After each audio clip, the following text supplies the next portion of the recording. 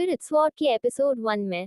तो मैं हूँ मांगा एम्प्टी टाइम और आप एपिसोड की शुरुआत में एक फैमिली के सामने कुछ लोग कहते हैं, आजकल के यंगस्टर वाकई कमाल के हैं। असल में वे शुई परिवार में खाना मांगने आते हैं। और दूसरा कहता है, मैंने सुना है कि यह ब्रैट मास्टर का सीक्रेट बच्चा है और अगर मैं यह थ्रैश होता तो मैं बहुत पहले खुद को मार चुका होता। और यह आदमी क्लियरली रूप से फॉलन चू परिवार चू जिंग युन का यंग मास्टर है। वह निश्चित रूप से शुई परिवार को शादी का प्रस्ताव देने के लिए यहाँ आया है और वह वास्तव में बेशर्मी से उनके सामने शादी का प्रस्ताव रखने की हिम्मत करता है। और वह यंग मास्टर शुई फैमिली का गार्ड के सामने आता है और गार्ड कहता है, पेट्रियक ने आदेश दिया है, युवा मास्टर चू कृपया उनके साथ विस्तार से बात करने के लिए प्रवेश करें। यंग मास्टर कहता है, किस तरफ, और सीधा मीटिंग हॉल में घुस जाता है जहां पर पेट्रियार्क शुई चोंग जियान बैठे हुए थे। और यंग मास्टर ग्रीट करके कहता है, अंकल आपको प्रतीक्षा कराने के लिए क्षमा करें। पेट्रियार्क जियान सोचता है, चू जिंग यून अतीत में जब मुझे देखते थे तो एक लंबी सांस लेने की भी हिम्मत नहीं करते थे।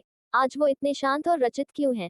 ऐसा लगता है जैसे वो कोई और हो गए हों। और कहता है, भतीजा मेरे जन्मदिन से कुछ दिन अभी भी बाकी है और तुम इतनी जल्दी क्यों आ गए? सिंह कहता है, अंकल को गलतफहमी हो गई है, मेरा इस बार आने का मकसद शादी के लिए प्रपोज करना है। पेट्रियार्क जियान शादी का प्रस्ताव के बारे में सुनकर थोड़ा हैरान हो जाते हैं, लेकिन जिंग कहता है, 16 साल पहले शुई परिवार को दुश्मनों से हमले का सामना करना पड़ा था और मेरे पिता से आप लोगों ने मदद मांगी थी और उस दौरान आप लोगों ने मैरिज करने की प्रस्ताव रखे थे, तो शायद अब भूले नहीं होंगे। पेट्रियार्क जियान कहता है, तो यह कारण है। और भतीजा, यह वास्तव में मेरा शुई परिवार था जिसने उस वर्ष शादी की प्रस्ताव की थी, इसीलिए तुम्हारे पिताजी ना जीवित हैं ना मरे हैं, सिर्फ लापता हुए हैं। तो उनके वापस आने पर इसके ऊपर बातचीत करेंगे और तब भी इस बारे में बात करने में देर नहीं होगी। सिंह कहता है, आपका मतलब यह है, जब तक मेरे पिता वापस नहीं आते यह विवाह कॉन्ट्रैक्ट कभी पूरा नहीं होगा। पेट्रियार्क जियान कहता है, भांजे तुमने मेरा मतलब गलत समझा। सिंह कहता है,